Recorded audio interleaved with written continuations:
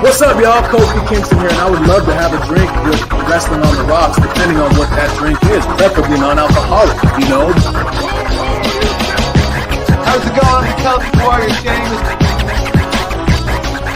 Soda. I would love to have a drink with Wrestling on the Rocks. Maple syrup. Bella. I would never have a drink with Wrestling on the Rocks. Go ahead. Is it just me? Do it. Yeah, it's just you. Do it. Well, hey guys, it's Thursday Night Chaser, and we're here in Wrestling on the Rocks. I'm like, new thing, but remember, it's only episode 1. Yeah. So, but we're back-ish. Maybe it's just me tonight. I don't know. Well, you gotta bring me on. Oh, I gotta bring. Oh, damn! See, I'm not good at this. Okay, so tonight we have. I guess I'm hosting, and we have the amazing, unforgettable Ref Marsh. Where are you, Marsh? I don't see you. Ta-da! Did you guys miss the fart gun? Yeah, it's my entrance. Yeah, that's his entrance. Producer lady, I did not miss the fart gun. Oh, she said she didn't miss the fart gun. Producer lady's not mic'd up anymore, so. Okay, just so she knows. Yes. But welcome, everybody. It's been a while, huh? Yeah. It's been a bit. We came out, we did we had an episode 1 yesterday with Bishop. That was cool. Catching up on WWE main stuff. I haven't watched a ton, but I caught up the last couple weeks, sort of a deal. Like, nice.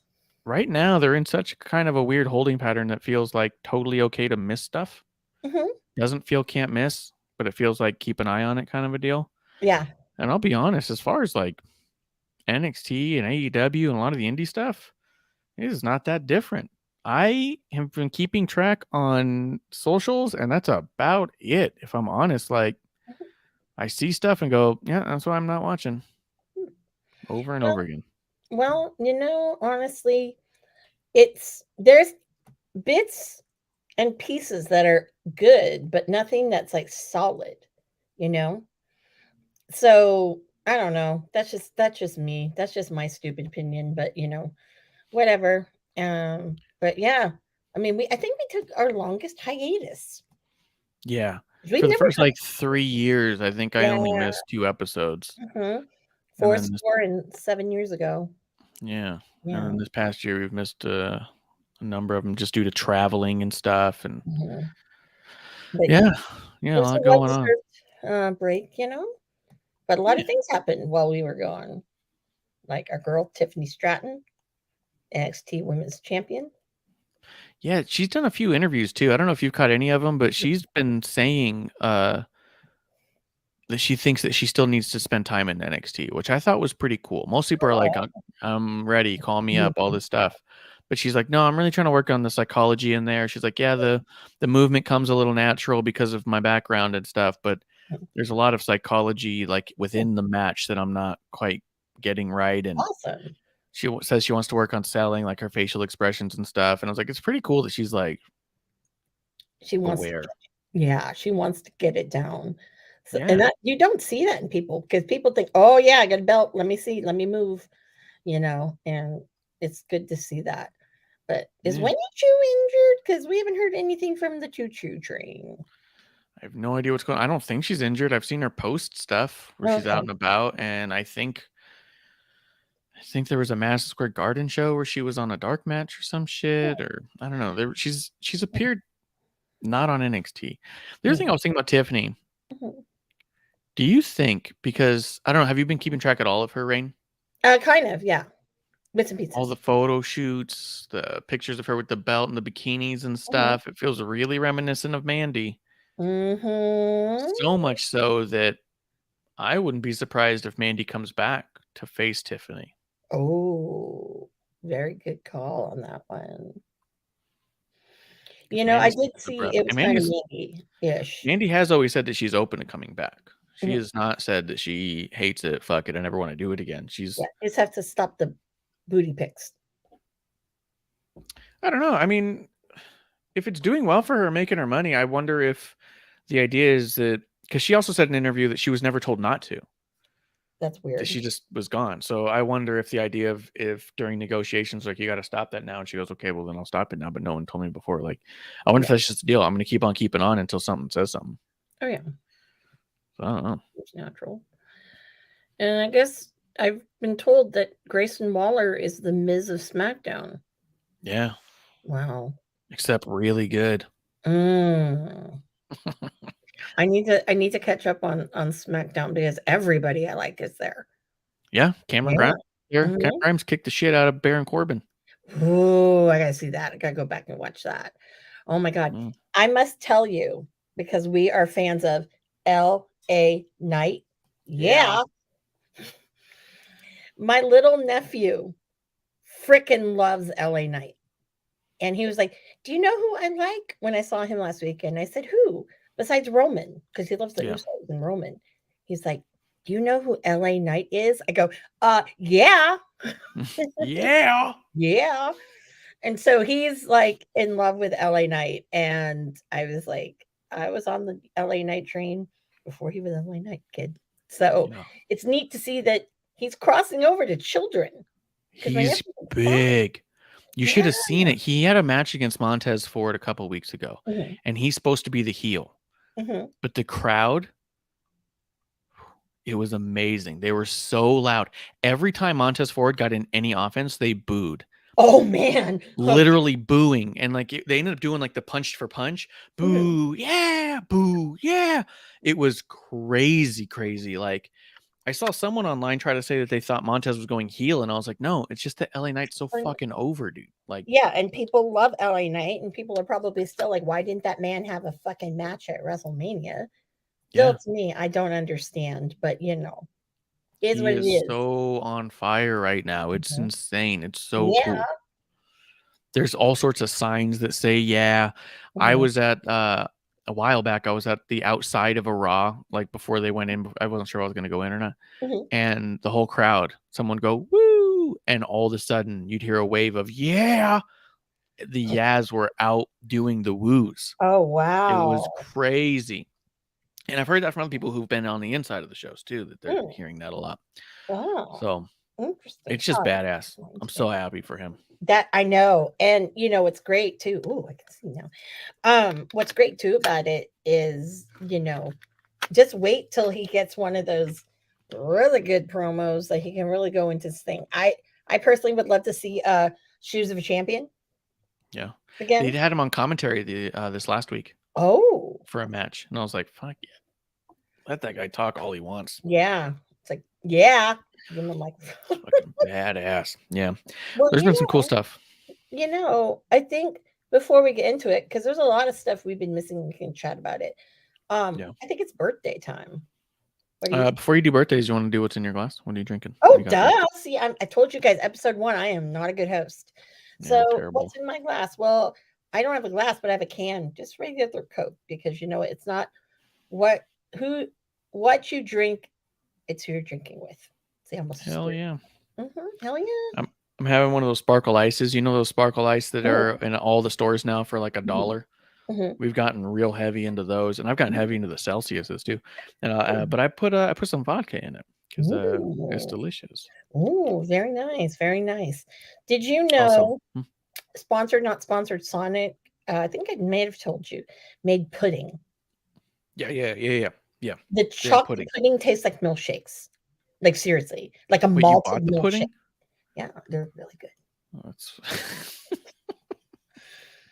I haven't had. And we've seen them. I didn't buy them. I don't think. Well, if you like chocolate malts, then I suggest. Did they have zero sugar versions? Because I think they did. I don't know. Not when I saw it. It was just regular. Right. Yeah. Because we're all gonna die. So have all the sugar you want. So. I started working out with GR Lunar from the show, alumni. Ooh. Yeah, he's my personal trainer now. So if I start to get buff, it's his fault. Okay. So we can blame him. Okay. Yeah. And then since you guys have seen me, I lost a little weightage. Hell yeah. Hell yeah. What are you doing different? What are you doing different? Wait, you know who was missing? Is Marv. I've seen Marv. Yeah, I got Marv here. I wasn't sure if you were going to bring him on or not, but you didn't introduce him. Well, here's Marv. And hi, Marv. I missed you. I did. I really do. That's sincere and from the bottom of my heart, Marv. Maybe not. Hell yeah. Maybe not. Oh well. Hell yeah. Things never change. What are you doing differently? Lose a little weight. Part of it is because my teeth, my new grill, and my stomach is shrunk because because you couldn't eat as much. Well, yeah, and now solids and stuff. I don't even crave snacks or anything like that. So that's my good. soda's getting cut down because I just don't want it. Yeah. Drinking more ice too. Yep, and then alcohol. Because I know we haven't even podcasted since. So I was in New Orleans. This is a drinking story. It has nothing to do with wrestling. Mm-hmm. And we went to Pat O'Brien's, and this was a work trip. And we decided to order one of those big ass hurricanes. It's like they said it was a liter. Okay, $185. Okay, everyone had a straw, whatever. For the first 5 minutes, me and Brian, who's the one who bought it. He expensed it. Thanks, United. Business by United. Thank you for that. We literally had the straws in our mouth and we were drinking for 5 minutes solid. Just doop, doop, doop, doop. When we stopped and he was like, we've been drinking this for 5 minutes. And I go, yeah. And it hasn't gone down. Yeah, it's not been moved. Doop, doop. So at the part of what ended up happening was we got pretty low because everyone in our group was, everyone got a straw and, the straw, I think was as tall as me, but it was kind of cool. But at the end they were closing out and they were like, oh, we're going to pour these in cups for you. So these were 20 pretty tall cups. It was probably at least 24 ounces, maybe 30. But I had already drinking the equivalent of 3.5 hurricanes. Well, ended up, I sipped a little bit of that. So then I had 4. And I walked out of there 2 fisting hurricanes. Hell yeah. Yep. Hell yeah. So I don't know how I'm alive, but I am alive, and I got kicked out of a bar. Yep. So, And you walked out of there a big Shane Helms fan. yeah. Yeah. Mm-hmm. That's how it works. All right. Did you want to?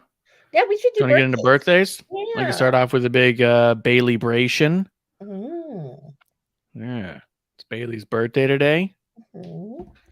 I remember one of the early days. It was me and Clump doing the Bailey buddies. It was really good. Yeah. Yeah. It was a good time. Good time. But yeah, happy birthday to Bailey. Cheers to Bailey. Well, you know who's also celebrating a birthday? If you like Ultimate Warrior, hey, you do. But, you know, if you don't, oh, sorry. But he's having a birthday. The Sandman and Jungle Boy. Now, I'll get into Jungle Boy. We'll get into that later. But Jungle Boy's having a birthday. You know who else? Frickin' Murder Grandpa. Happy birthday, Minoru Suzuki. Oh, I love that man. Miss him in New Japan. Another one, Bruiser Brody, Coco Beware. And you know what? Honestly, there's not a lot of birthdays this week. So, Brandon Cutler. Other than that, if you consider him a wrestler, other than that, that's your birthdays. Isn't Cody? Oh wait, I think Cody's this month, but maybe not this week. Yeah, this month, not this week. Same with Brandy. This month, not this week. Did you see on Ringside Collectibles? As much as I don't like them, they have that Minoru Suzuki toy up. Yep, it's such a cool toy. I know. I kind of want it. When I was at NJPW in San Jose, I was there for the Mercedes match where she got injured. They had Long Beach. Yeah, Long Beach. Yeah, okay. That's what I meant. The Long Beach one. They had this massive line for merch, and so I was like, all right, but they don't tell you what's there and not. And I stood in line because they said they had these vinyl figures of Minoru Suzuki, and I get to the front, and they're like, yeah, we don't have those. And I was like, could you put an X on it on the sign or something? Like, I just waited 40 minutes for this shit. Yeah. But yeah. I mean, I think at that point they just want you to just be like, oh well, I wait so long, I might as well get something. But I had everything that they had that I wanted. Yeah, right. So I just went, all right, and just kind of walked away. Love it. But it was a good show. Yeah, it was a really good show. You got to see who else was on that card? Wasn't Zack Sabre Jr. on that card? Yep, he was there. Juice against Fred Rosser. Ooh. And Tony Storm came out and interfered, and that was pretty cool. That's kind of cool. Yeah. It was pretty cool. It was pretty good. Willow, she won the title that night, and she stayed around ringside for a long time taking pictures and stuff with fans. Oh, that's awesome. Willow's awesome. I love her. Yeah. She's awesome. Yeah. She was really cool. Yeah. It was still hard to tell, if I'm being honest, if she was supposed to win or not. Because there was a few things that took place that made it seem like she wasn't, but then there was a number of things that took place that made it seem like it'd have been weird if this was on the fly. So it was hard to say. I'm not sure if Mercedes was meant to win or not, to be honest. I'd be surprised, but after watching it all play out, I don't know. Maybe she wasn't. Well, yeah, interesting. I did not get to see the match yet because I've pretty much not had a lot of time. But I don't know. I think maybe, Willow was supposed to. And, I don't know, because it just makes me think of Forbidden Door that's coming up, which we'll talk about in a second. But yeah, I'm really happy that Willow won it. I mean, I would have been happy either way. But it's nice to see Willow have a belt. I think it's kind of how the crowd was. That's why, if you note, I know I posted a little video and other people had some too. The first 2.5 minutes of the match was just the crowd reacting to the two women in the ring. It was just so loud and chants of "this is awesome" and so big. And someone pointed out, because a couple weird comments were made on my stuff, but somebody pointed out that it was two black women main eventing NJPW pay-per-view for a title that 2 months ago didn't even have a division. Mhm. Like, that's kind of big. That's pretty Yeah. cool that you got Yeah. to that point. And I think that's what it was, is by the end of the tournament and by the time you're being there, it's Mercedes and Willow. It's win-win. Mhm. There is no champion we don't want tonight. We want them both to win, but they can't, right? So I think that's the idea of the chanting "This is awesome" is, Yeah. look at where we're at right now. This is our Mhm. main event. These are the players. Yeah. This is a title. There wasn't even a division before, and Mhm.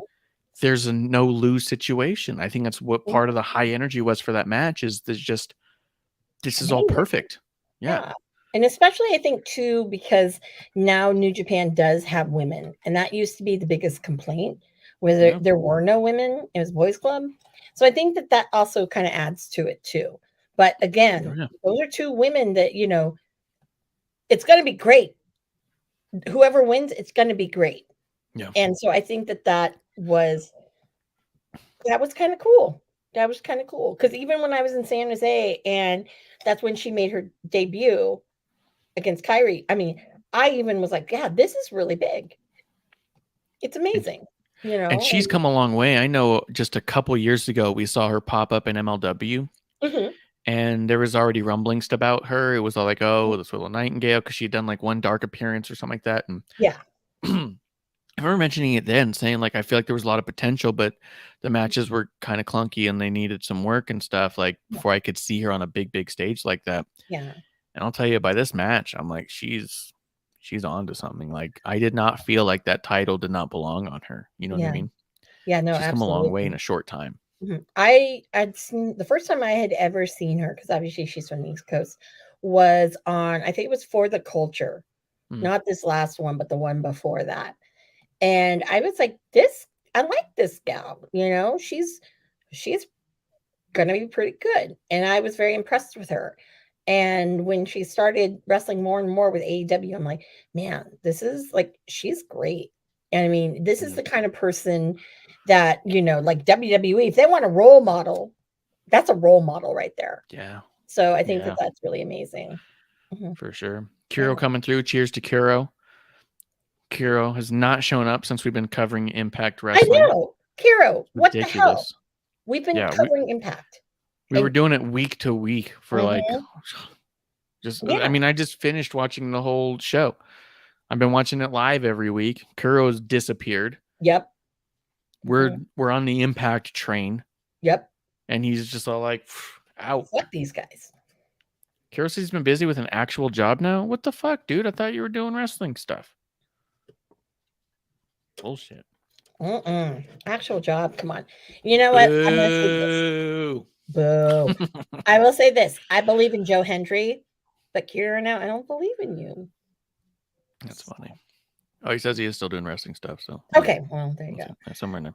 There you go. You got hired by a certain company. Are you no longer with Impact anymore? Because you were with Impact for a bit. You said he's going to shill another company to wink us. if you're not with Impact anymore. But he's Canadian. Like he's not working in the US. He would have gotten me a job if he was. Well, what other one is there in Canada? Unless, are you taking Teddy Hart? No, Bret Hart's got his own promotion now. I know, but I'm just kidding with the whole. Are you going to help Teddy Hart? Because Teddy needs help. Yeah. But I don't think Kuro has the kind of help that Teddy needs. He says he's doing some stuff with WWE. So it's pretty dope. Pretty sick. Canada, eh? Yeah. Very cool. Very good. Very good. A lot of he's probably why there's so many international pay-per-views now, premium live events. They're anywhere but America, and that's probably his jam. Mm-hmm. But what was I going to tell you about? So I was watching Impact today, though. Mm-hmm. Yeah, it is a mess. He said it was. Honestly, like I didn't get to watch it today because traffic. But when I saw that Alex Shelley I was like, oh my god, Alex Shelley. Shit, I love Alex Shelley. Yeah, I do. The main event was a 5-on-5, and it was like all of their champions and number one contenders against each other, and it was like, the fuck are we doing? It was just messy, and the whole opening segment was messy. Oh, he says he works with I don't know if he wants me to read it, but it's in the. Well, I mean, he put it on the chat actually. Well, So I'm not looking. he's working with Heyman directly. That's pretty dope. Oh, look Yeah. at that! Yeah, not bad. Not bad. Name drop Marsh. Yeah, not a bad deal. Not a bad deal at all. I wonder if Heyman's heard of me just because of Deuce. You never know, like who's like heard of you and stuff. I would not be surprised if a lot of people don't, know you from that. I know. I know a Since couple working with her, I've gotten blocked by people I've never talked to. It's great. Are you sure? Well, I think you were getting blocked too, like when I came around. Probably. Maybe, I don't know. I don't really dig around. I don't. No. If I'm not saying, I've never researched if I can't see somebody. You know what I mean? Yeah. If it says like the tweet is missing, I never try to go out of my way to figure out who tweet it is. So I don't know. I don't care. Yeah. I just Couldn't bother me less. When wrestlers block me. It's more of like a badge of honor, I think. And it's like, who blocks you? So I think that's kind of special in a way. Yeah.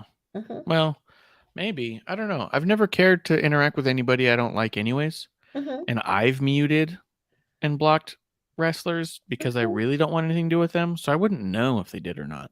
You know what I mean? Because it's like, if I'm not interested in you, I'm not going to give the time of day of the traction or the metric to try and interact to the point where you would block me. Like, you know what I mean? I don't, I wouldn't, it's not worth it. Like it's stupid. It's not going to make an impact, right? If you go out of your way to talk shit on somebody and make them have like maybe a sour day and then they block you, their life isn't different tomorrow. Yeah. You know what I mean? So whatever. Like if I don't want anything to do with that person, I'll just mute them or block them myself and then be like, okay, now they don't exist. Yeah. Well, I think that there are some people I know who associate you with me. Very few. Probably. Very few. Willis. I know he. Yeah, Willis. Yeah. And Roy. Yeah. Roy's a good dude. I love Roy. Man, I haven't seen him in a while because I did not go to the Queen of the Indies. I kind of already knew ahead of time that Masha Slamovich was going to win. So I'm like, why waste my money? That Just in time coming through says cheers. Hey, cheers, Justin. We're back again. Yeah. Yeah. Yeah. Yeah. He's a champion. I know. I probably got to reach out to Roy again too. I don't think I'm going to make it to Cauliflower this year. I don't think I'm going to have the money. I think it's the end of August. And if I'm going to help him out with a couple of videos, I got to start knowing some shit, I mean, is it that expensive to go? Yeah. It's in 73 days. So. Oh, it's in 73 days. August 28th. Yeah. 57th annual. And let's see here. I'm just looking here. Who are they honoring this year? I'm looking. Well, I guess that I know they're. Oh wait, do we have the 2023 awards? No, are you fucking kidding me? This can't be right. No, it is right. Wait, where are you seeing this? I didn't even think that was announced yet, but it's right there. Where are you finding this? They're honoring. What the fuck? This is crazy. So I knew the Nasty Boys. I knew Coco Beware. Damien 666 is getting Lucha Libre Award, which has to do with Roy, I'm sure. Men's Wrestling Award, Joe Malenko. Posthumous, Killer Carl Cox. Independent Wrestling Award, Rhea Von Slasher. Charlie Smith is referee award is going to Kevin Jeffries. Real Award, Al Burke. The Historian Award is going to Koji Miyamoto. Courage Award has not been announced. Courage Award will be announced at the reunion. So Tag Team was Nasty Boys. Women's Wrestling Award, which is the one that made me go, maybe I should really try and make sure I go, is Mickey James. Oh, yeah. The Lou Thez Award is going to Ron Simmons. Nice. Damn. This is the one that I don't understand how it's not been publicized yet. The Iron Mike Mazurki Award, the big one, it's going to CM Punk. Fuck you, Phil.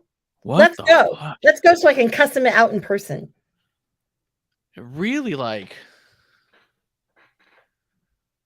really splits me because I really don't like the dude. I totally don't like the dude. Hi, Cole Cabana. How you doing behind me? Yeah. But then it makes me wonder who's going to show if Punk is there. That's what I want to know. Fucking Ace the Cannibal Steel. Ooh, I could get a bite. He might get a bite. Be careful. Be careful. That's people. crazy. Mm-hmm. Not many people would, he's not a very popular person because yesterday they've been hard selling the CM Punk show. Sorry, that's what I'm calling Collision is the CM Punk show. It is. And what's crazy is there's been like such a mixed reaction with a leniency towards the negative. Yeah. And yesterday there was on Twitter, I saw someone was at Washington, D.C. And when they showed the one that was him and he was doing his training, people fucking booed. They booed big time. And I'm like, but then I'm like, you know what, dude? I've also heard that tickets haven't been selling very well at other places. Only Chicago, because, whatever. But even Chicago's not sold out. What does that tell you? There's probably a portion of people in Chicago who are Team Cabana. Yeah, there probably is. That's what I'm most curious about because I really don't care to see him come back, but I am super curious to see what state he comes back in. You know what I mean? Not like him, but like what the crowd is going to be like. How is the AEW audience that has been historically the way it has been going to react to him? That to me is fascinating. It's going to be on a city by city basis. Chicago, I think, is why they're doing it there because they want the loudest pop for him.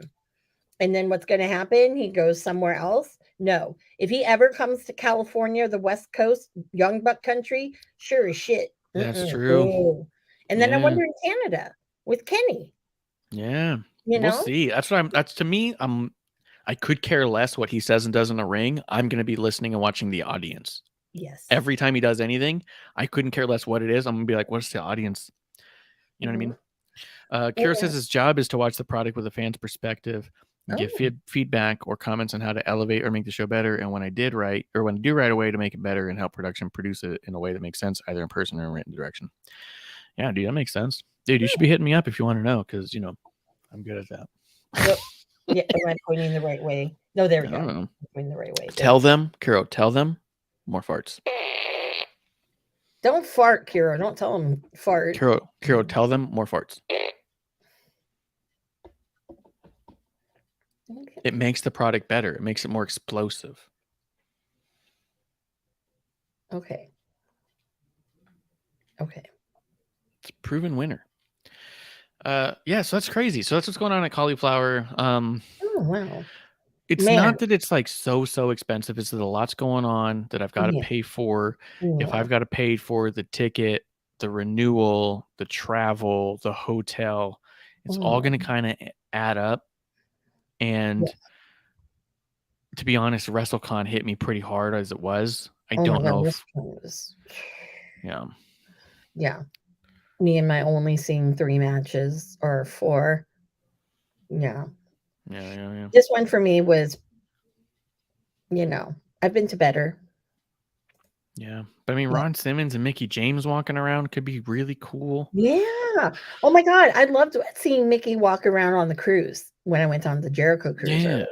Here's the other interesting bit is, I when I'm at places like this, I'd be hanging out with like Medusa. Mm-hmm.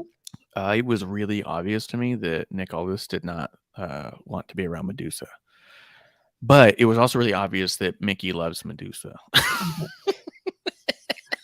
Well, that's, with Mickie was like talking to everybody and Nick was just sitting there and I was like, let me go over to Nick Aldis and, kind of apologizing. And he and I had this like big old conversation. And I was just like, yeah. And he said, the world's never going to see that. He said, but that was some heat. I'm like, you're welcome. Yeah. Yeah. I'm sad the world's never going to see that. Yeah. I'd love to see the vault of it. Kiro says, also, if you want a perspective of AEW working in Canada, the tickets for Edmonton, Alberta were $99 and they dropped to $22. Yee!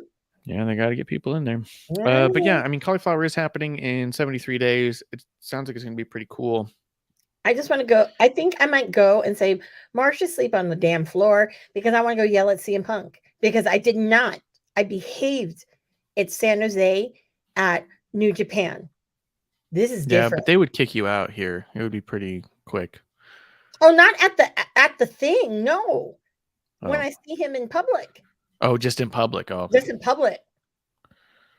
yeah. I mean, I like, you need to apologize to Colt Cabana. Fucking airing his dirty laundry. What the fuck, dude? And apologize to Nick Hausman.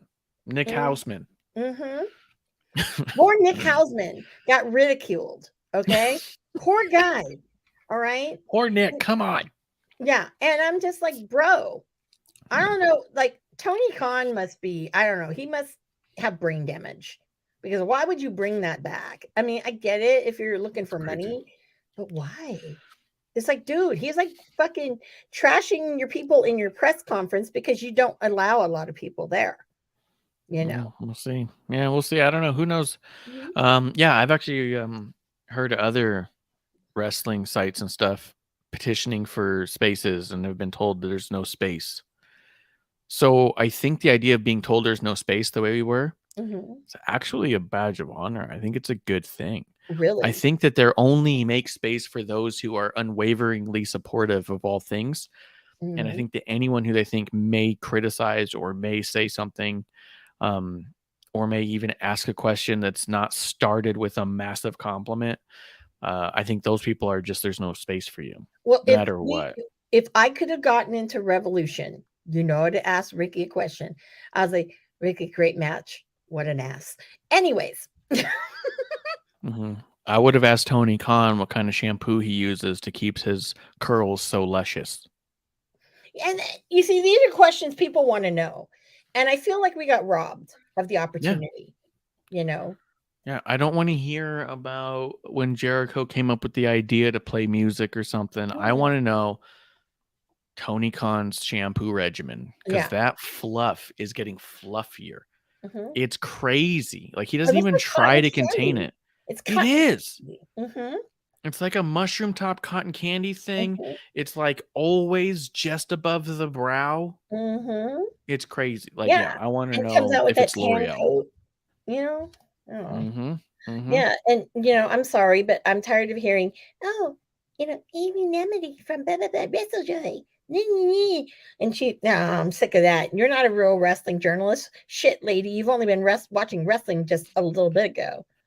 The thing is, no one is actually a wrestling journalist. No. They're all wrestling fans with websites. Journalist? No. I can make up just as many rumors as the next guy. Well, apparently we are wrestling journalists because other wrestling journalists steal our shit. Oh yeah, that's my best. That's the best part. It's my favorite part. I'm like, love that. I'm like, I guess we're that much of an influencer. Kuro says TK spends $400 a month on his hair. You wouldn't have known. Well, I mean, I don't know. I'm kind of thinking you would know because it's so perfectly put together. Yeah, but he's so disheveled as a person. Yeah, well, he's disheveled, but his hair is immaculate. So that's where the money goes. Okay, I'll give you that. Okay, I need to because he's also wearing swag. He's wearing always Jacksonville swag. He's not paying for that. He goes to the fucking shop. He owns the fucking team. That's what I'm saying. He only wears free clothes. So he spends $400 a month on his hair. Actually, that's exactly like Colt Cabana. He was wearing that free jacket when I saw him. And he was also, every time, like lately, I see him in free AEW stuff. Yeah. No, he always wears free stuff. I love it. It's great. I even called it out. I thought it was great because someone said, "Oh, I think it was like Car Shield or something." He goes, "Oh, well, you work for Car Shield?" And I just turned to the guy asking. I was all like, "If they gave me a free jacket, I'd wear it." And he was all like, "This guy gets it." See? Yep. So, yeah, you cannot tell me that. Yeah, no. Colt Cabana is all about the free. Trust me. Yeah. Been a fan of his forever, and I've never known for him to turn something down. So with them putting together Collision as the island of misfit toys, the people who don't get along with something's gonna. Do you think they'll flip it? Right. So I guess here's here's the real question. They're opening it with CM Punk because they want the CM Punk reaction rating. But how long until CM Punk is on Dynamite and the other guys are on Collision? I think that's what they're doing is they're going to flip-flop people. Now, if he shows up at Ring of Honor, I'm like, bro, that's where you had Holt, exiled to. All right. And he didn't even wrestle on them. I haven't seen him wrestle since Samoa Joe fucking decimated him. That hurts my heart. That hurts my heart. Well, that's what I mean. There's for a while we were pointing it out that Ring of Honor is where they sent people who didn't get along with CM Punk. Well, now that nobody gets along with CM Punk, they've created Collision. So now they have a place to send people that's not Ring of Honor because Ring of Honor is never going to get the eyes or the platform that Tony Khan thought it would. No. He thought he was going to sell it and make a streaming show. And I bet you if he had his way that this Saturday show was going to be a Ring of Honor show. And it just didn't work out that way because there's no value in the name Ring of Honor. There's more value in the name AEW, which in reality for Tony is fantastic. That's a great problem to have if you're Tony Khan. Problem is he was using it to be that. So I think he wanted the Saturday show to become Ring of Honor. You could have CM Punk and Ring of Honor doing Ring of Honor stuff, and then cool. It's all poetic and romantic. Well, that's just not the case now. So now you have 3 places. If you're going to have a soft brand split, which is what it would be, it wouldn't be a hard no. You'd have some people who could float back and forth because they're just chill, don't care, just happy to be on TV, And then there's going to be some people who, no, this is the only show that they're on. They're exclusive to. How long before they just go, this one's not getting any ratings since it's Saturday night, so we need to start adjusting who's on what show? It's not going to take that long. And if they can't sell the tickets, then it's really not going to last because they're not going to be, why are we pumping money into this fucking dinosaur, I mean, he's better off calling Ring of Honor AEW's Ring of Honor. You know what I mean? And putting their name. Yeah. Yeah, it would probably do much better. It probably would. Even if they didn't even do, like, if they actually put the AEW logo there and had the show called Ring of Honor. AEW Ring of Honor, and then you no longer call it ROH or whatever, but you just brand it as a tagline for AEW, you probably have a better chance of selling it. Yeah, I think so too. Too.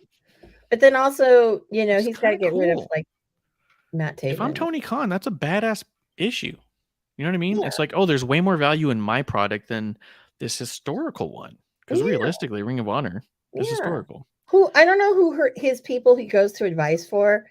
And, you and me, we're just a bunch of fucking just normal people, And we came up with the most brilliant idea right here is throw AEW's name into like the AEW's Ring of Honor or, Ring of Honor presented by AEW. You know how like at Disneyland, they used to have like, oh, the Enchanted Tiki Room brought to you by Dole, shit like that. Exactly. Yeah. It's a sponsored, not sponsored moment. And why he didn't think that, I don't know. It's a shame.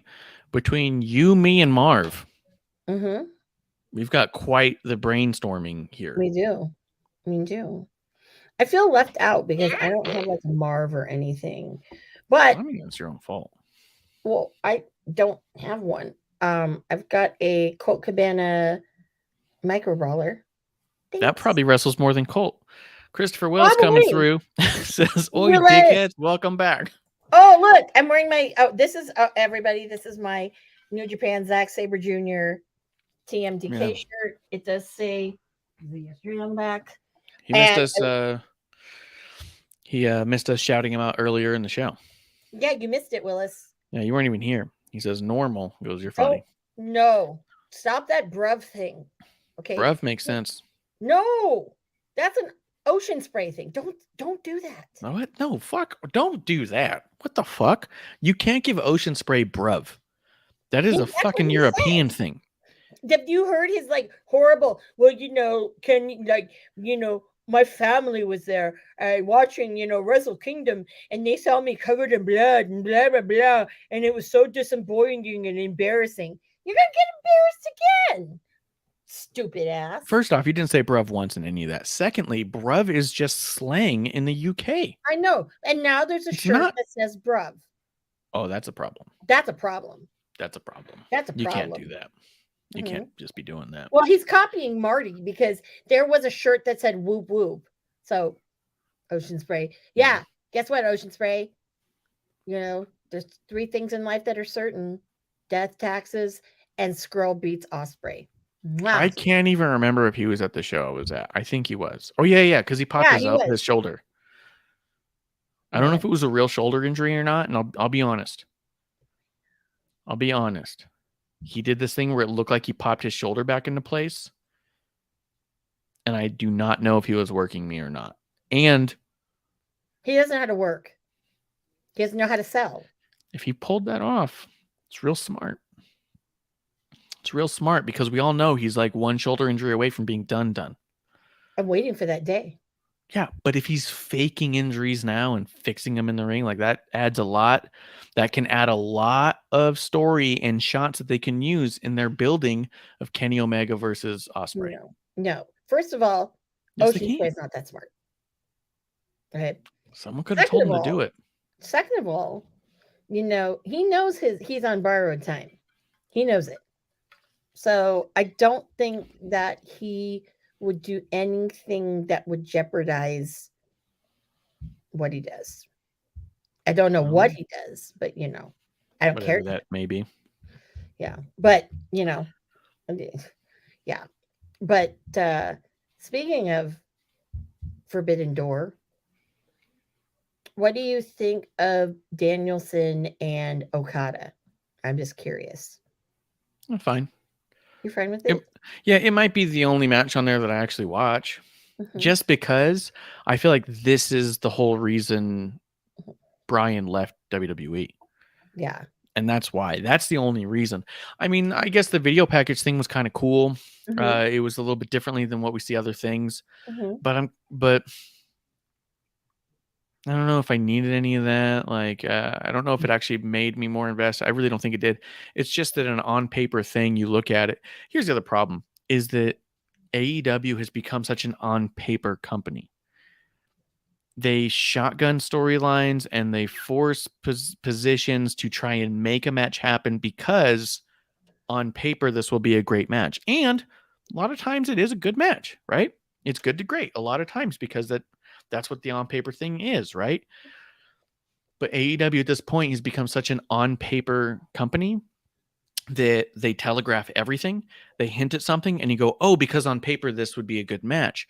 They've never worked a story that ended up with a match that made you go, oh shit, I didn't know I wanted this match, but now I want it. They always start the other side. This is the match you want, and now follow us along as we get to it. So that said, they've done nothing ever that's made me go, does this make me invested? That's just off the table. Yeah. They just don't do that. So when I see that Bryan Danielson is cutting a promo on Okada, is that who it was? Yeah, Okada. Then I just go, oh yeah, because on paper, that's the match I think Bryan wanted when he signed up. And so for me, that's all I need to know. Bryan Danielson's going to have the match he left WWE for. Great. Cool. That's it. And so I'm happy about that because he's amazing and Okada can definitely hold up his side of the bargain there. So it's the only match that I think they could put together that makes me interested. The only other match I think they could have but can't now would have been Mercedes and Saraya.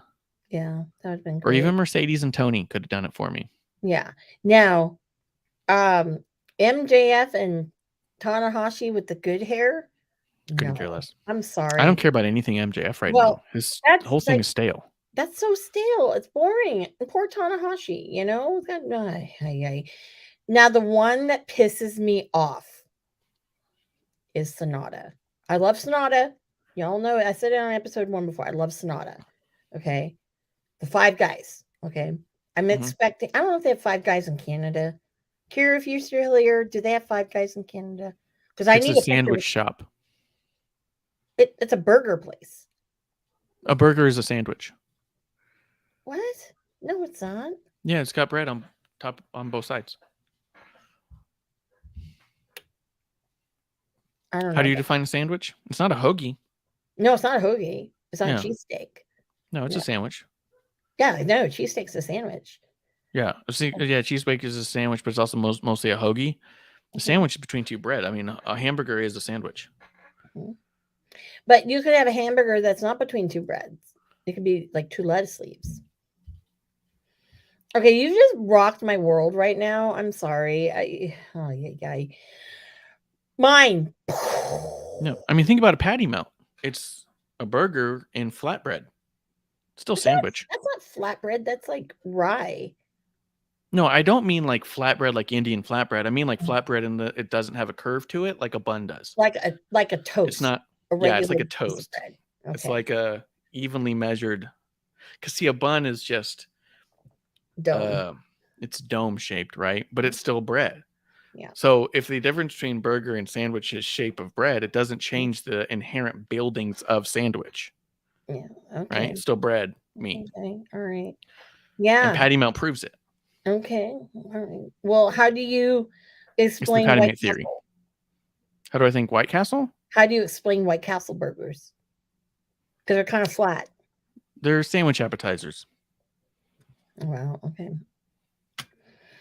I don't know. See, people, episode 1, we've resorted back to talking about hamburgers being a sandwich, and wow. Hamburgers are a sandwich. I don't know.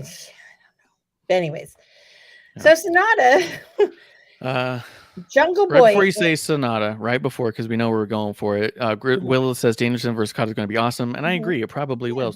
But it's going to be one of those ones where I'll watch it after the fact, late at night, and when I'm on my iPad or something. I'm gonna watch it because I want to see Thick Saber Jr. I wonder who he's going to wrestle for his belt.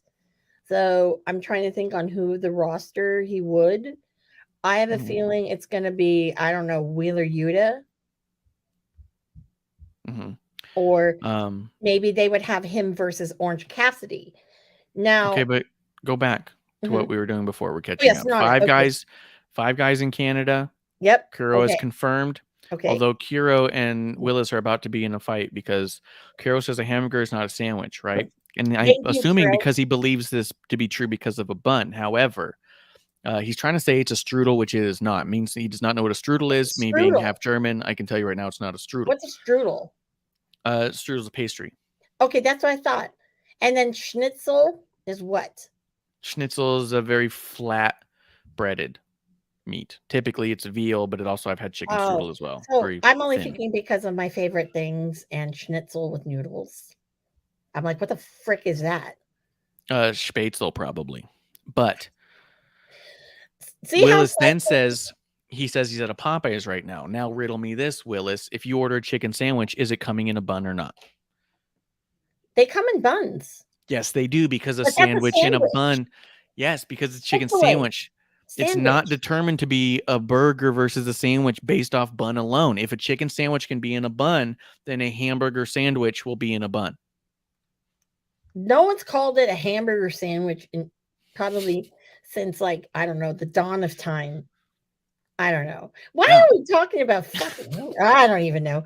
Anyways, have a drink, everybody. Clump for this. This is actually a great Clump conversation. It is. Like, where is Clumpy? Shout out to Clump. Clump will be the top. He'll be a tiebreaker. And matter of fact, I'm gonna text. Yeah, text him. I'll text him and get his input. You're doing that. Tell me about Sonata. Sonata versus Jungle Boy. No. Now I know on episode 1. Jungle Boy versus Sonata? Yeah. Right. Sonata had an open challenge. He was in a nice suit with sunglasses, and I'm like, yes, thinking, fuck yeah, I know who's going to answer the call. I know it, and he's going to be in a suit. He's going to fly because it's going to be a style battle as well, back and forth videos. Ricky Starks, but we get fucking Jungle Boy. No offense, I love you, Jack, but versus Sonata? Oh no. Someone was high. I think Tony had like 5 bumps and probably was smoking some weed, because no. I think Sonata and Starks would have been great because, they both are very handsome men, suave. They both have great fashion sense. If you look at Sonata's his Instagram, yes, that's why I'm always like, him and Ricky, style battle, be fucking awesome. Like, walk down the runway, like catwalk, like, see the, Mm-hmm. Yeah. That would make sense. And then Sonata, I don't think he has anything now. But either way, ratings plummet. because Tony, you did something shitty. I mean, in his defense, it's Jungle Boy hasn't done anything good, so it's not like it's just Tony Khan's fault. It's the booking. Here's the deal. Right, but here's the deal: is I'm sick and tired of everyone saying it's not the wrestler's fault. Right, this is a clear case of it's the wrestler's fault. Tony keeps booking Jungle Boy to do shit, and it keeps coming up bullshit because Jungle Boy is not holding up his end of the bargain. It's Jungle Boy's fault, not the booking's fault. They keep booking him in prime positions against prime players, and he keeps dropping the ball. So it's a perfect example of an argument I was having with Bishop yesterday that a lot of people need to stop saying this isn't very good, but it's not the wrestler's fault. No, with Jungle Boy, this isn't very good, and it's your fault every time. And I hate to say it because I actually like Jungle Boy as a person. I think he seems pretty cool, although at WrestleCon he wasn't very nice, but whatever. Oh, that's weird. Jack's awesome. Maybe he knows he's just not very good at this. No, I mean, I don't know. When he was on the Indies, he was something special. He's not something I think he was special because of his potential, and I think once he got to a certain place, he goes, "Oh, this is it. I made it." Placement. You're like, okay, well, I get it. You had to keep working at it. Do you think that they're going to do Kenta versus Punk? No. Well, I'll say this. I don't know if I care enough to really consider it. But I would say no because I don't think CM Punk's ego would let it happen. Because I don't think Kenta's ego would let himself lose. I think they both have massive egos. Both of them. Massive. Kenta would be all about, and especially because I saw that in San Jose, how when Phil was there, he mocked him with the, go to sleep. It was great. I loved it. I was fucking rolling in my seat. Right. But at the same time, Kenta was talking shit on CM Punk online and saying that, and people thought that was him, building for it.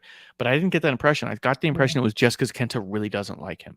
Oh, yeah. There's a lot of people who really don't like Phil. Yeah. Yeah. Willis says Punk said no. So, yeah, I mean, whatever. If they're both working the whole crowd because we all know that they don't seem to like each other, then that's cool. But I still don't care enough about either one of them to care if it happens. I'll tell you this much. I don't like either of them in any match I've ever seen. I don't want Phil to be there because why? I want to see the reunion of the tag team of Colt Cabana and Toru Yano. Okay, that's enough of that. Wow. No one wants to see Colt at Forbidden Door. Dude, have you seen him wrestle tag with Yano? Oh my God, it's great. No one has. Yes, they have. They have. Look at the Madison Square Garden thing, okay? Willis says he's drinking Sprite grape right now, which sounds badass. I found Zero Everything grape soda that I started having yesterday, and it's like creamy. It's almost like a grape cream. It's crazy. Interesting. Now, I will say, you can go back because that Madison Square Garden, ROH, that horrible show, Yano had, because Colt wasn't, he wasn't, and I was pissed because I'm like, why, Delirious, why aren't you booking Colt? Because come on, dude, throw the guy a bone. He was on commentary. And when Yano came out, he stopped, he turned and walked over to the commentary table. And he basically shoved Colt to go. Colt had his gear under his clothing, but still, nonetheless, they're awesome. They faced each other in the year that Colt faced Sonata in it wasn't the G1, it was something else because Colt in the G1, I don't think he'd survive, but it was cool. They're good together. It's magic. Like him and Grado, it's like magic, Okay. I love Grado. But anyways, so, and speaking of the G1, congratulations, Eddie Kingston. What'd he do? He's in the G1. He's in it, right? Mm-hmm. And I think he's got the best block because that's going to be really great to see. I cannot wait to see Eddie Kingston versus Shingo Takagi. Whoo! I think Kingston's figuring it out, like in the best way, because I think that he's making the money that he's deserved for a long time. And I think he's figured out a way to step away enough from AEW to do what he wants to do and also keep the money. Because AEW is the probably the only place that has no idea what to do with a guy like him. Because here's the deal, is I also get it. He can do all this shit, right? Mhm. And when you could always argue that WWE offered him a coaching position and therefore it's a misuse, right? Mhm. But I would argue that he would be an amazing guy to learn from. Yeah. So I could see them saying, I mean, because also we've talked about it before. Sometimes his matches don't quite hit. He's a badass and we believe him, but sometimes his stuff doesn't quite work. But at the same time, if he's back there teaching people a bunch of stuff, amazing. Yeah. I'm not saying it's the only use for him, but it's definitely a good use for him. Oh yeah. What's not a good use for him is just being a fucking jobber. Just being an unbelievable jobber. So for him to be able to say, like, hey, I want to keep my money, but I also want to wrestle and I want to have actually good matches and I want to be the tough guy that I am. Mhm. The best thing for him to do is keep the money from AEW and wrestle everywhere else. It's crazy. Yeah. Because he popped up on the screen at NJPW and everyone went ballistic. Yeah. He did that thing at United Wrestling and people went ballistic for it. And I Yeah, heard someone in people the love it. audience, the person who was standing in front of me in the line, because I was like right behind the stadium, or not stadium, but like the stands right there, getting like some snack or drink. I don't remember. The person right in front of me in line just goes like, "Oh, who's that?" And I'm like, "Oh, it's Eddie Kingston." They're like, "Isn't that the guy who's always losing?" And they're like, "Yeah." And someone's like, "Yeah, in AEW he loses a lot." And they're all like, "Oh, why are they cheering for him?" And the person had to be like, "Oh, because he's actually really good, just not at AEW." And they go, "Oh, that's weird." But that's how the person knew him, because that person's an AEW fan. And that stuff makes sense too. The same way that I'm a WWE fan. So sometimes people show up in AEW and I go, who the fuck is that? That's just me showing my bias. It's the same with them. They have an AEW bias. So they go, oh, that guy's a jobber. And I go, no. Well, okay. Their image they have of Eddie Kingston, and I watched this match again recently. The exploding barbed wire death match. Yeah. With Eddie coming out to save Mox, and it was sparklers. Awful. That made him look like such a bitch. Fucking and it killed. just went downhill from there. Yep. And I'm like, how do you recover from that? Like, it's like, you're better than that, Eddie. It's like, fuck. I would have been embarrassed. I'd have been all, yo, dude, I ain't doing this shit anymore. You know what? You just brought up a really good point to me. Mhm. What happened? Like, Mhm. think about it this way. Think about this storyline wise. Mhm. He goes out there and protects Moxley because him and Moxley are tight. Mhm. He fucking gets buried hard. And then him and Moxley team for a while trying to reestablish Kingston, except Kingston then becomes Moxley's jobber. Moxley joins the Blackpool Combat Club. Where the fuck is Eddie for any of this? Well, Did Moxley just storyline wise just step away? Eddie was exiled, remember? Because he went to Ring of Honor. Because remember when Phil came around? No. I'm talking strictly kayfabe, not what we know to be true. Storyline wise, he's teaming with Moxley. Yeah. Moxley joins a new group and Eddie Kingston disappears. So storyline wise, he was just super bitched out. Well, storyline wise, Eddie walked out of AEW and he ended up at Ring of Honor. So he actually walked out, had his bag. Not what I'm talking about. That one spot happened after Moxley was already in the Combat Club. Was he? Where did the break come from between Moxley and Kingston? Why didn't Kingston join the Combat Club? Because when you think about it, that's actually a perfect spot for him. You know what I mean? That's Tony Khan. Because Tony Khan obviously doesn't understand, like, or sees, because when he's doing these bookings, it's like, if you want long-term storyline and things like that, that would be the move that you make. But he doesn't. Because then you see these stupid things, like you saw the stupid the 4 Pillars match. Yeah. Name. And you get bullshit like that. And it's like, come on, guys. What the heck? So I feel like, Tony only has an agenda because he thinks that people want to see. And I'm getting really sick of the same old shit. I'm sick of it. Now, that's why like Juice and Jay White have been nice, because it's something different. The Bang Bang Club. I love it. I love Jay White on the microphone.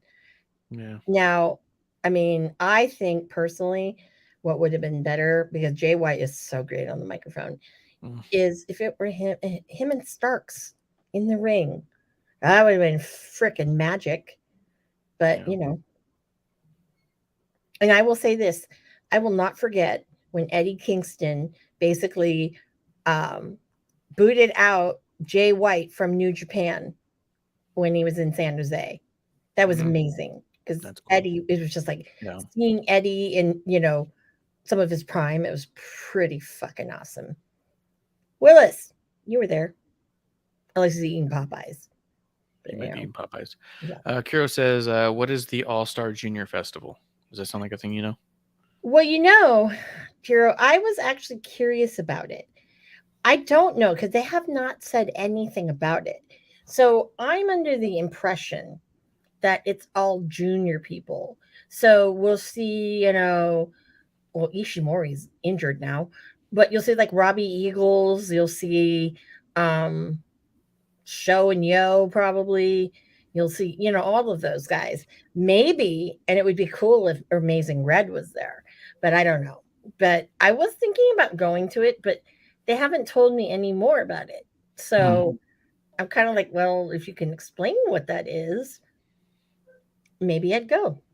So, yeah. He says that Kira says Impact is advertising it. So really, yeah. Oh, that's right. That's an Impact crossover thing. So you'll probably see who's kind of juniorish on Impact. Jay Miguel, maybe Sabin.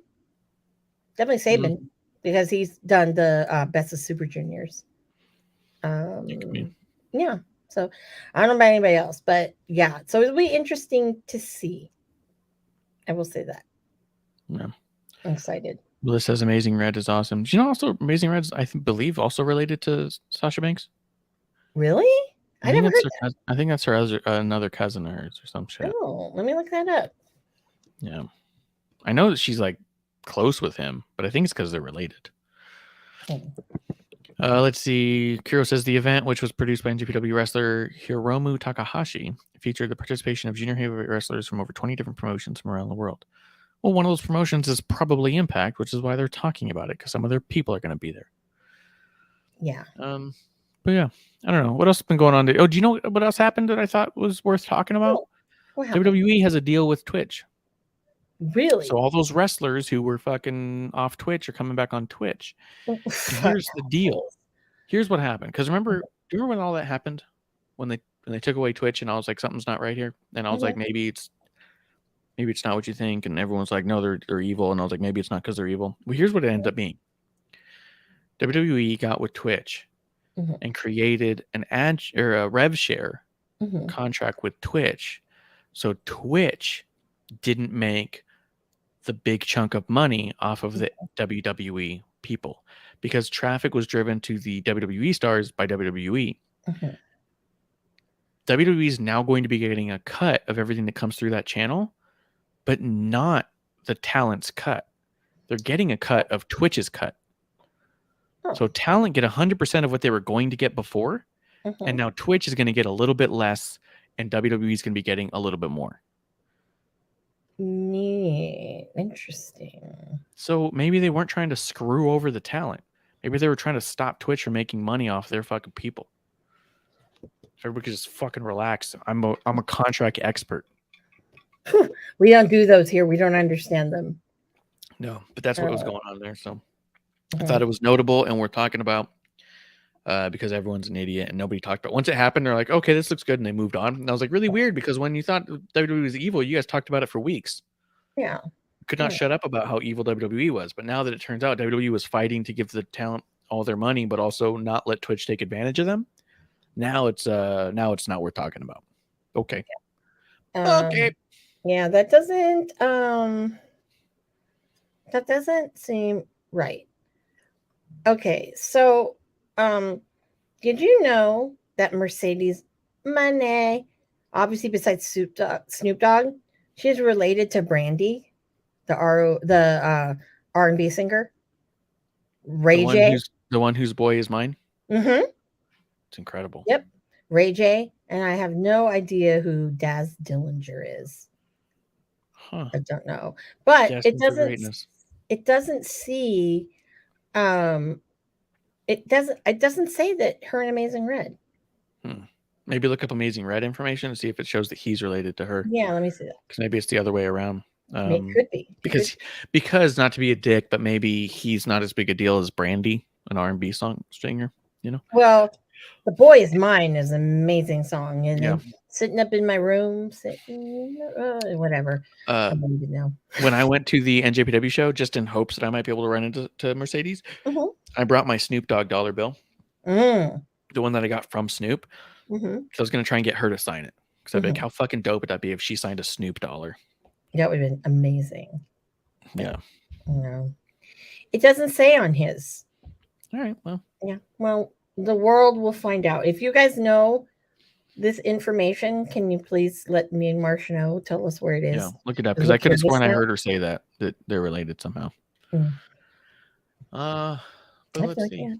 Yeah, well, I'm sure you've watched all of Trinity's matches. Speaking of, I have. So here's the deal with Impact. This is my big takeaway: is that the more Impact I watch, the more I get two very distinct feelings. 1, 9 times out of 10, I go, "Oh, that's why WWE let them go, because they had peaked. They're just not that good, and they're not trying to get better." And then the second thought I constantly have is, why is WWE not hiring more women when you have talent pool like this? The women on Impact are doing very well. The men on Impact are not.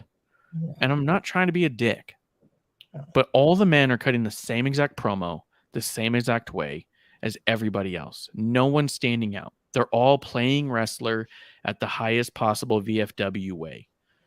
All the women are trying to identifiably stand out and outdo someone else. No one's trying to outdo anyone on the men's roster. They're all just trying to blend in, and they do.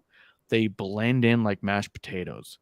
Could not give a shit which one is which. They're all interchangeable.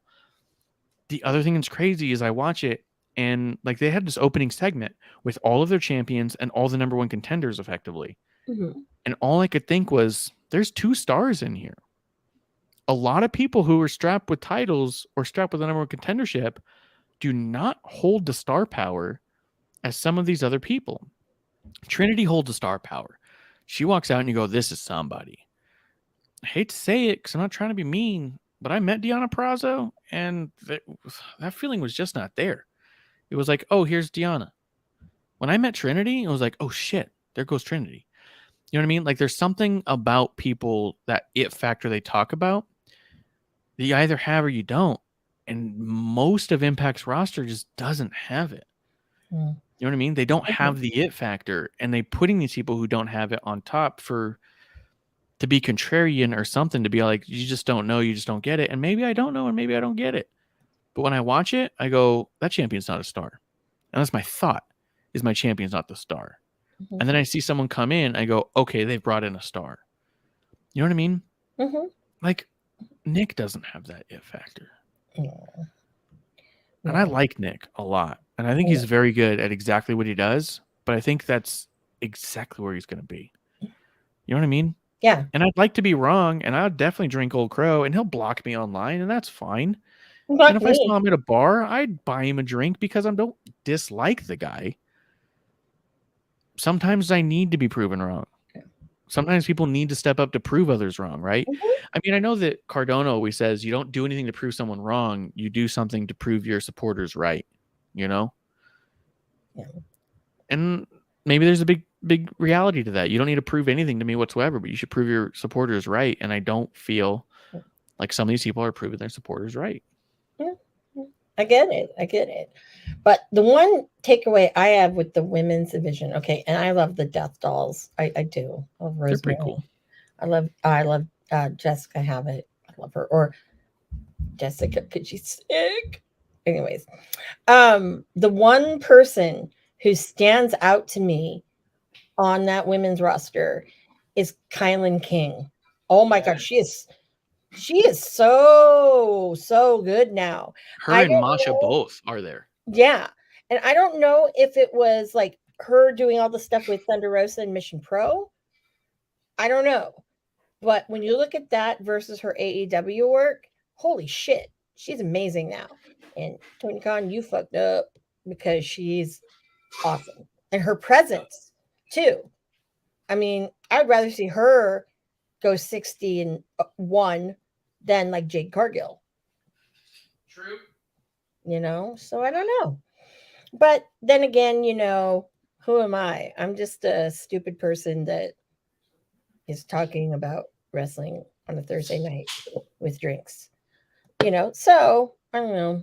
But yeah, the Coven, they're great. You know, I mean, Yeah, I like them. yep. I think Jordan Giselle Grace, Shaw's doing good. The other thing I Giselle think Shaw. weird about that's interesting about Shaw is they have the Shawntourage, Mm-hmm, which is clever. I'm okay with that. mm-hmm. But no one behind Shaw comes off like a star at all, No. which is probably partially by design because you know Mhm. it's the Shawntourage. But this Mhm. dude who keeps beating up Trinity and talking shit to Trinity, Oh, the little I'm like, guy with the little vesty jacket. Like, yeah, I'm like, who the fuck is this dude? And also, why are we okay with this as a fan base? A dude blindsiding a woman and fucking hitting her. Yeah. Like, I'm not cool with that. And I don't really care to see Naomi or Trinity in a match with him. Yeah. I don't. I don't either. That's stupid. So I don't know. You know? Maybe I'm being dumb and old school or something. That's No, possible. you're not being dumb and old school. The guy, I I'm might be. like, this is something like you'd see on Effie's Big Gay Brunch. It is. Yeah. And I'm like, this is not television worthy. You know? Kind of stupid. I'm also an old school asshole because I don't like Effie and what he does. But oh, I know. But I leave it be because the other thing is this is like if other people are into it and they love it and it's all what then cool, great. It's just not for me. Like it's fine. That's fine. You don't have to like everything everybody likes. Because trust me, I like a lot of people that nobody likes. Everyone knows that. Yep. Yeah, there's a lot of women over there doing good stuff. Yeah. But not all of them come off as stars either, you know, and it's weird. No. I was going to ask you because you brought it up. Jade Cargill lost the title to Chris Statlander. Mm-hmm. I was pissed because they made Taya look like a bitch. Yes, they bitched out Taya to do it. Yep. And I hated the fact that because I'm like, oh, Taya is now the woman's division version of Eddie Kingston. Yep. So they bitched out Taya to start, which I wasn't a fan of either. But the other thing that was really notable to me was this, is that I didn't watch it live. Mm-hmm. But I also didn't know that it happened. Mm-hmm. After a day or two, I got wind that Chris was the title holder. Mm-hmm. And I made the connection that means she would have beat Jade. The fact that Jade Cargill lost on my timeline was not a big deal. So I wonder, she got a big reaction, right? Chris won and it was, yay, woo. Did Chris Statlander get a big reaction because it should have been her all along? Or because the experiment worked and Jade made a star out of somebody by being the one to beat her? The thing is my hunch, Jade never held up her end of the bargain. When she had to have a match that was longer than 3 minutes, it was bad. Her promos were the same promo for the entire time, so it didn't really lend for someone to build. Mm-hmm. I didn't get the impression that it was a big deal Jade lost. I got the impression that people were happy that Chris is back and has a title. Mm-hmm. And those are different reactions. Yeah. You know what I mean? Mm-hmm. I think it was more of a lot of people think had she not had her injuries, she would have been the belt holder. I don't know about that. So time's going to tell if she's going to have another injury. So as a friend of mine had said, they're like, yeah, how long is that going to last? Because she's injury prone. So you never know. Did Jade Cargill make her star? No. Right. It was just like this. It's like finally we don't have to see Jade anymore. But it was also the, hey, look who's back. You know, because she was part of the whole best friends thing. And, you know, she was that weird alien, beat and touch the nose, right? That's what it was, because it was that Orange Cassidy rub. That's really all it is, I think. But she also dropped a lot of that shit, which I was happy with because that was the only stuff I didn't like about her. I was like, look, she's having good matches. She's good at this thing, but her character is trash. I know. Willis says, poor Taya, fuck Tony, and says Jade is okay at best. Here's the deal. I'll say this. Jade, I think, has that it factor. You see Jade in person, you go, here comes a star. Yep. There's something about her for sure. She's just not learning at a speed that's justifying to be. Yeah. Yep. And she's not holding up the skill level of someone that you would say beating that person will make you a star. You just go, oh no, this person's kind of a star on their own, but beating them doesn't mean a lot. Yeah. You know what I mean? It's very behind the curtain. It's who are they going to have to beat her, not who's going to be good enough to beat her. You know what I mean? Mm-hmm. Absolutely. But we also have to remember, Willis. Yep, it was. Nothing was okay. Yeah. We have to remember, Willis, that that's God's plan. Yeah. And God, I mean Tony Khan. Yeah. God's plan. We're just here. We're just here. Yeah.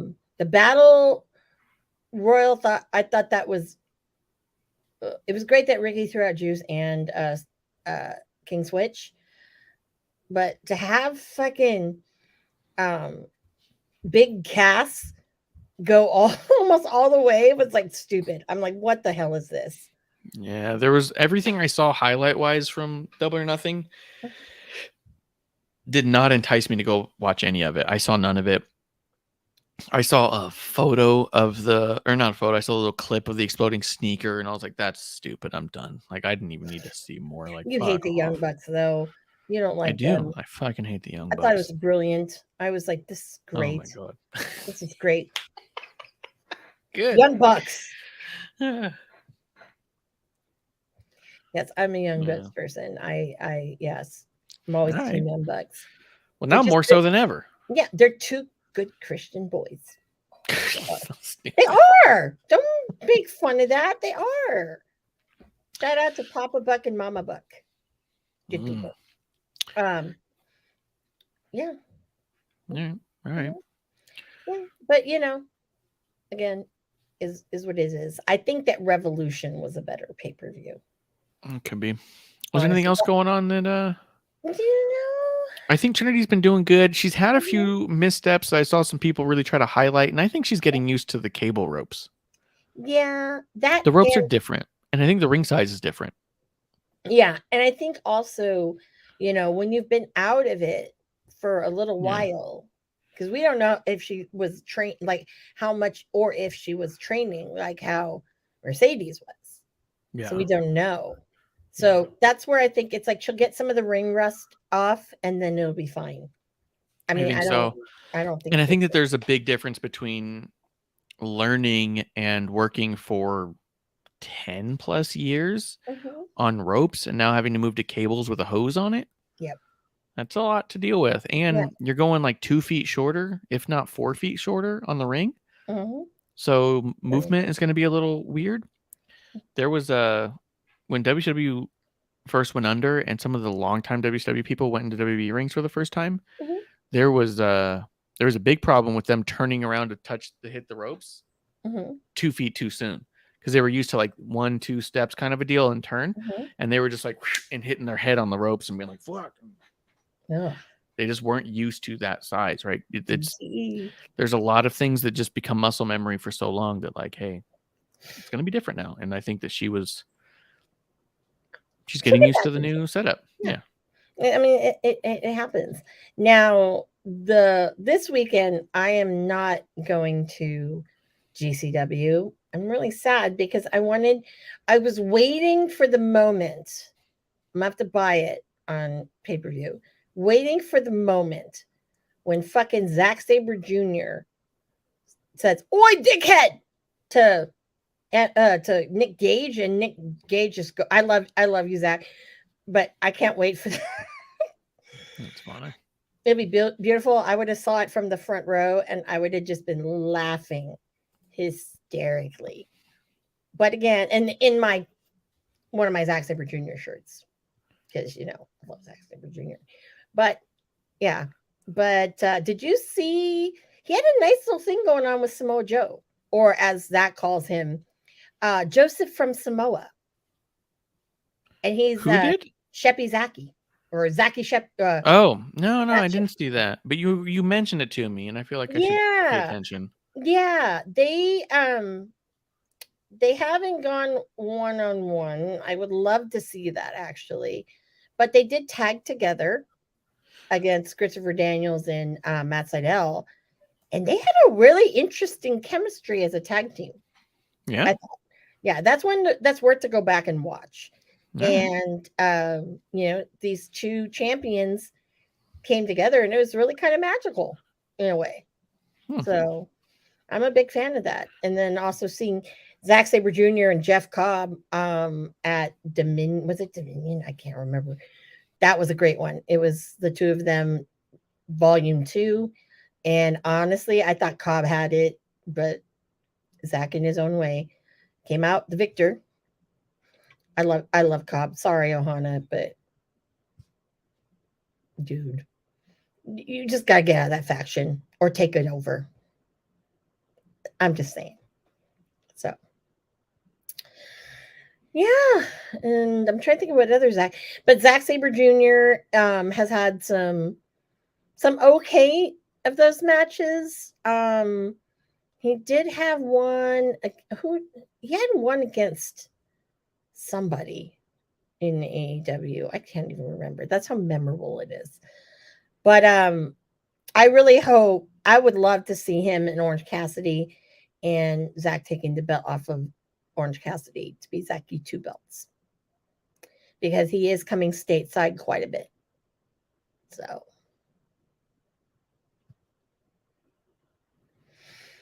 I think, am I doing hosting duty again?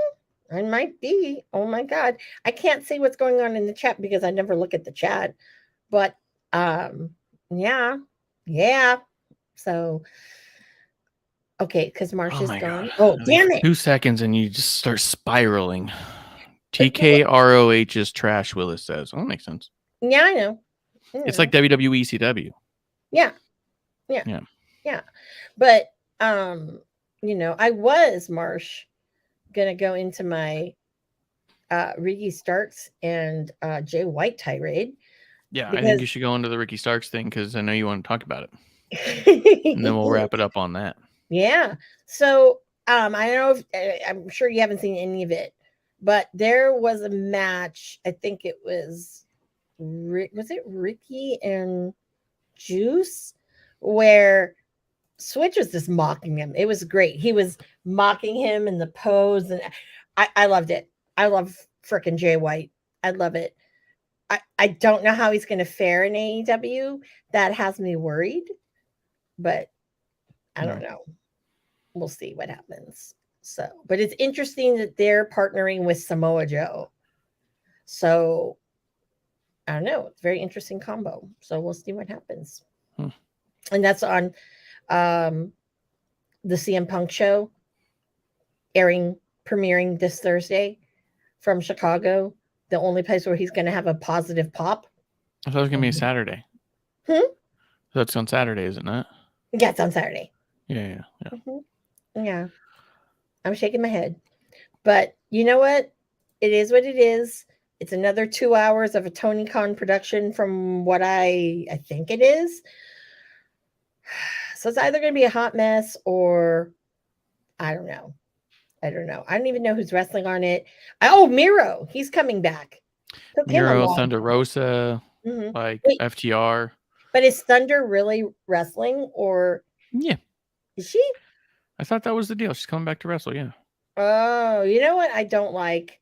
I'm sorry, but that stupid reality show, it just really, it pissed me off because it really made Britt Baker look like a bitch. Well, the whole thing made her look like a real mega bitch. But it's like, why are you talking shit about Thunder Rosa? Yeah. Friend of the show. Yeah. How about her? You know? To me it did Britt no favors, but I mean, I guess we'll see. Yeah. I mean, I don't know. I don't think a lot of that is like real. It's pretty scripted. However, yeah, I'm pretty sure. But not like kind of like, I don't know. Now I don't want to say Total Divas, but the one that they had with Nikki Bella and John Cena. Yeah. Yeah. That was kind of scary. And John Cena in Fast X, and The Rock is coming back. I don't think John Cena is dead though. Oh, I just spoiled Fast X for you all. Sorry. I thought John Cena was coming back. He's in the commercial. He is in Fast X. Yeah. But I'm talking about the next one because it's a 3-picture finale. Oh. Mm-hmm. Huh. Yeah. Right. And I've learned from Fast and the Furious, if there is no body, you don't see a body, they probably are alive. They probably are alive? Yeah.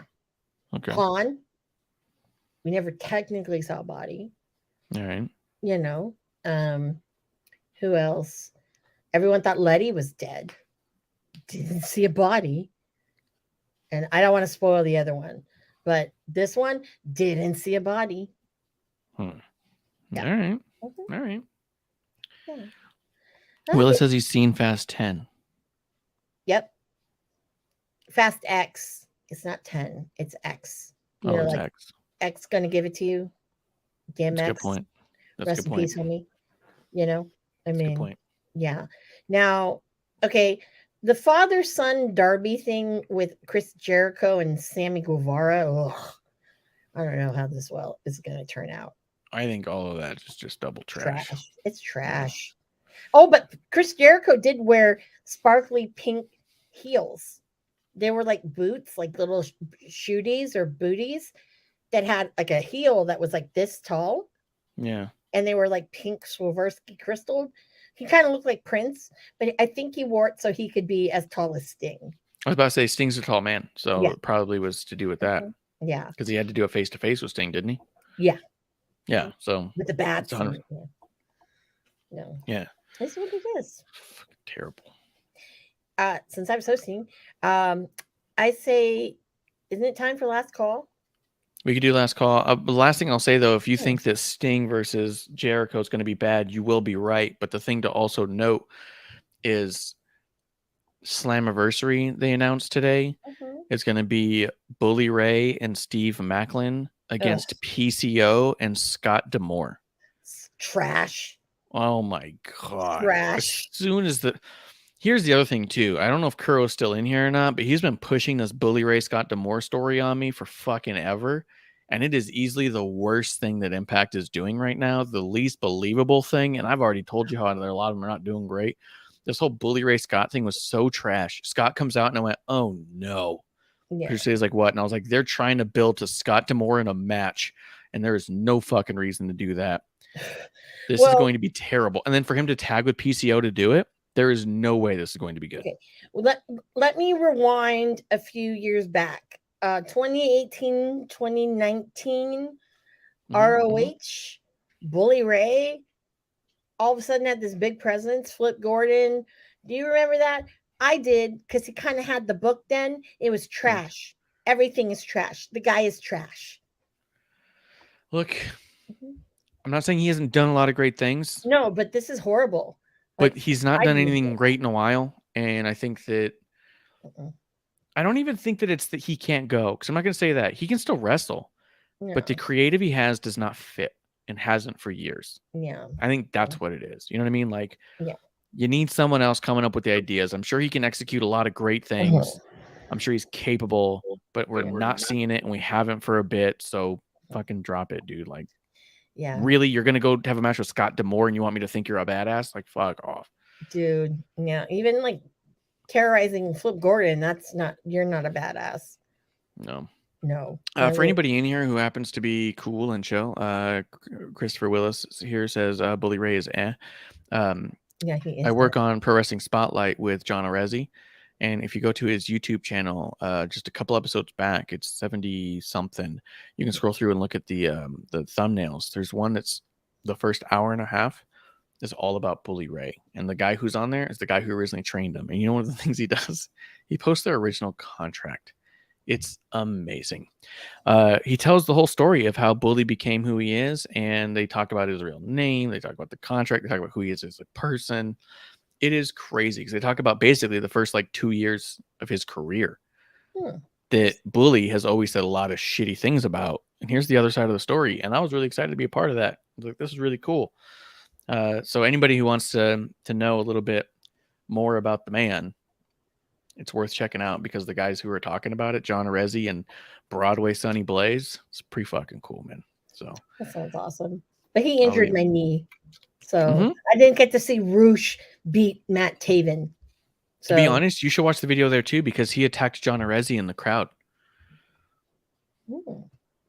And John talks about it, and I show the clip of it. So on YouTube/Pro Wrestling Spotlight, the whole episode's like 2 hours and something, or 2.5 hours, because we go on to other things. But the first half of the show, the first top of it, is all Bully Ray. So yeah, Marsh man, he's getting around.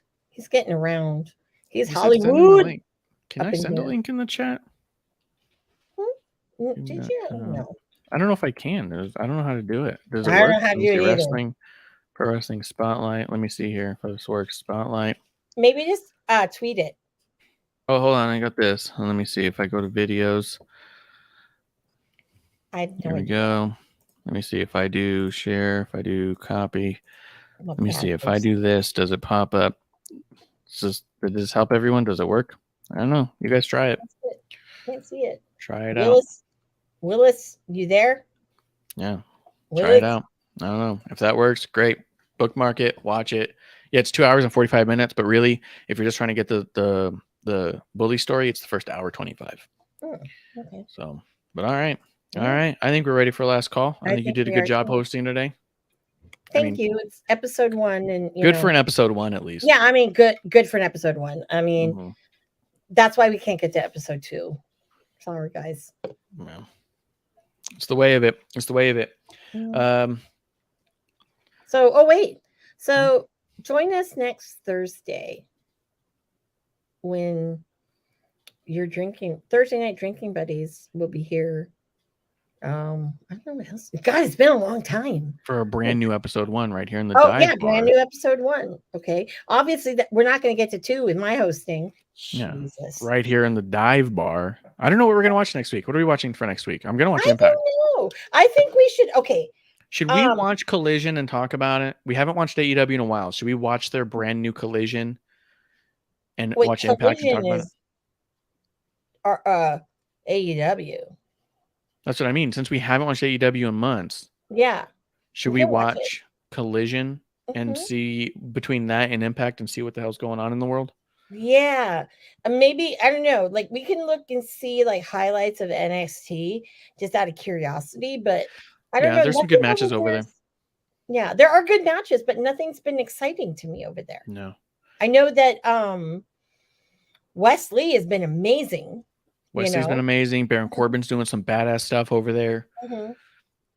Yeah. Oh, and then look at Seth Rollins. Fucking God, I talked about it yesterday. I'm not going to go into it, but Seth Rollins is defending the championship, the world title on NXT against Braun Breaker. And fuck you for doing that. The whole reason, the kayfabe reason this title existed in the last several weeks was because Raw wasn't going to have its own title. That's the entire reason. Triple H came out and said, since no one can beat Roman, no one can take the titles off of him, so I'm going to make up a new title for Raw because Raw deserves a championship. And what does fucking Rollins do? He takes it to NXT to defend it. Well, what the fuck happens in kayfabe if Braun Breaker wins it? Now that title is on NXT. You know what I mean? Like, for storyline-wise, what the fuck are you doing? So stupid. They're ruining this title, and I want to like it. I know. But, we all know that who's going to dethrone Roman. We all know. Ricky Starks? No. Just but a buddy of his. Attitude. A buddy of his. Just stay on the bus, Ricky. All right. CM Punk to beat Roman Reigns. You heard it here first. Wait, you just said it. No, I did not. His buddy who told him that he should have stayed on the bus. Finish the story. Cody Rhodes. You said stay on the bus? What are you talking about? Yeah. Well, apparently, I guess, was it Royal Rumble or one of the things? Yeah. He was backstage And it was when Cody won. Was it? I don't know if it was Cody won the Rumble. Yeah. It could have been that, or it was something else. It was pay-per-view. And Ricky was walking with him to wherever they were going. And there was a snapshot of it. I think it came from like a security cam. Yeah. And the internet blew up thinking that Ricky was going to go to, WWE. And it was this big brouhaha. And Cody was like, next time he needs to stay on the bus. Yeah. Just stay on the bus. Yeah, because fuck, we don't need. That's drama. You don't need drama. You don't need drama. Yeah. All right. We're going to watch Collision. We're going to watch Impact. And we're going to see what the hell else happens in between. Mm-hmm. Maybe I'm going to watch at some point GCW because I really need to see Zack Sabre Jr. and Nick Gage. It might not end well. Actually, that sounds interesting. Mm-hmm. Tell me when that's going on. When you're watching it, tell me and send me the link and I'll watch it. Well, it's on Saturday, so it's Collision night. But I am going to plunk down the money for Fight TV, and then we can watch it. Okay. Yeah, because it's only like, what, $5.99, and you got all the pay-per-views? I don't know why I didn't do that before. But, yeah. That's a good point. Yeah. Zack Sabre Jr. and Nick Gage is something I'd actually be very interested in. Yeah, and I hope he doesn't get cut with a pizza cutter. Who fucking knows? Here's the deal: is I've also been told that Nick Gage knows how to chain wrestle. This might be our chance. I have heard that too. I have. Yeah. So this is going to be very interesting. This is almost like if Josh Barnett was booking Bloodsport, this would be a match. I think that would be in Bloodsport. Could be.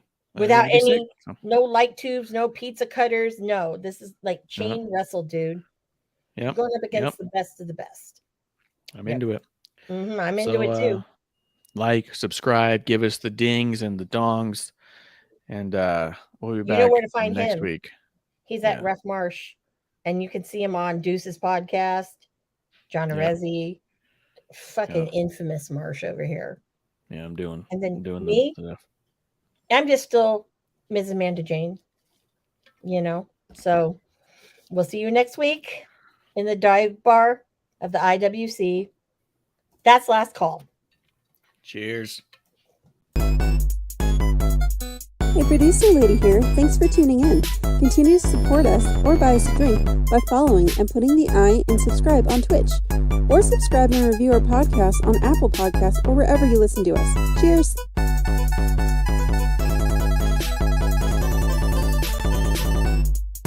I would never have a drink with wrestling on the rocks.